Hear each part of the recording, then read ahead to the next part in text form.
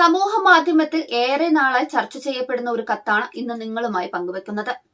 ഏകീകൃത കുർബാന ഒരു തവണ പോലും ചത്താലും ചൊല്ലില്ല എന്ന് പറഞ്ഞിരുന്ന വിമത പാതിരിമാരെ കൊണ്ട് ഏകീകൃത കുർബാന ചൊല്ലിക്കാൻ കഴിഞ്ഞാൽ അത് ഒരു നല്ല തുടക്കം തന്നെയാണ്.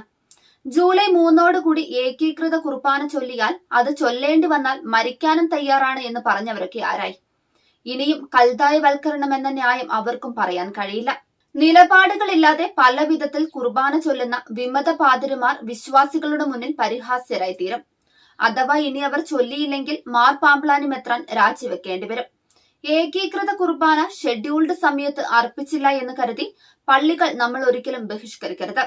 എല്ലാം വിമതരുടെ അധീനതയിലാകും. അധികാര സ്ഥാനങ്ങളിൽ സഭാനുകൂലികൾ ഉണ്ടായിരുന്ന പള്ളികളിലാണ് നിലവിൽ ഏകീകൃത കുർബാന നടന്നുവരുന്നത് എന്ന് ഓർക്കുക.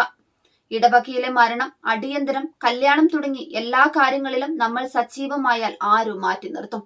അപ്പോൾ താനാരാ എന്ന് ആരും ചോദിക്കില്ല. ഇപ്പോൾ പ്രത്യേക സമയത്ത് ഏകീകൃത കുർബാന സഭയോടൊപ്പം നിൽക്കുന്ന വിശ്വാസികൾക്ക് വേണ്ടി മാത്രം അർപ്പിക്കപ്പെടുമ്പോൾ അത് നിങ്ങളുടെ കുർബാനയാണ്. ആ കുർബാനയുടെ പൂർണ്ണമായ അവകാശം നിങ്ങൾ മുന്നോട്ട് വന്ന് ഏറ്റെടുക്കുക.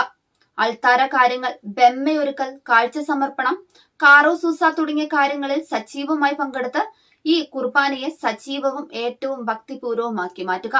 ഇന്ന് 10 പേരാണ് വരുന്നത് എങ്കിൽ നാളെ അത് 100ഉം 1000ഉമായി മാറും തീർച്ച. വിമത കോട്ടകൾ ഓരോന്നായി നിലം പൊത്തുന്നത് നിങ്ങളുടെ കണ്ണുകൾ കൊണ്ട് തന്നെ കാണും.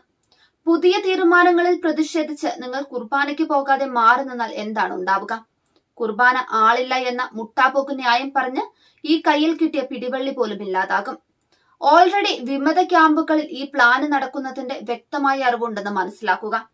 ഏതൊക്കെയോ കടുത്ത വിമത വൈദികർ ഇപ്പോഴും കേസിന്റെ പേരും പറഞ്ഞ് കുർബാന അർപ്പിക്കില്ല എന്ന് അറിയിപ്പ് കൊടുത്തതായി അറിയുന്നു. വേണ്ട, തൊട്ടടുത്തുള്ള പള്ളിയിലെ ഏകീകൃത കുർബാനയിൽ പങ്കെടുത്ത് അവിടുത്തെ കുർബാന കൂടുതൽ സജീവമാക്കുക.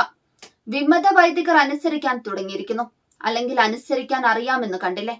അതിനെ വളരെ പോസിറ്റീവായി കാണാനാണ് ആഗ്രഹം. ഒരുപക്ഷെ ഇത് പറയുമ്പോൾ പലരും സ്വയം ചിന്തിക്കുന്നുണ്ടാകും, എന്ത് പ്രത്യാശ. ഒരിക്കലും നിരാശപ്പെടേണ്ടതില്ല. സിനഡ് കുർബാന അസമയത്താണെങ്കിൽ പോലും അർപ്പിക്കാൻ തയ്യാറെന്ന് വിളിച്ചു പറയാൻ അവർ സ്വയം തയ്യാറായില്ലേ? അത് തന്നെ ആദ്യ വിജയമാണ്.